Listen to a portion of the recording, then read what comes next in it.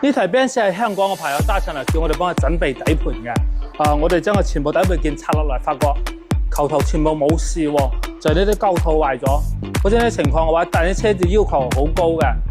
我想咗一下，仲係按我哋以往一貫嘅做法就換個膠套。畢竟係嘛，膠套換咗之後，其他所有都係原廠啊嘛，可以保證車嘅質量更加好。而家嘅話就個結果，大家去睇下，呢啲膠套其實賴得幾嚴重下㗎啦。但係呢球頭嘅話，路況好，實在冇咩問題。因為時間長個膠套無論你路況幾好，膠套一定會壞嘅。但係啲球頭冇衝擊嘅話，球頭都唔會壞嘅。我仲同佢承諾咗，佢呢次換完之後，翻去用個8到10萬公里底盤一定唔會有問題。好似咁嘅話，而家就準備洗車交車啦。其實整車呢間嘢嘅話，唔一定話每台車都賺幾錢嘅。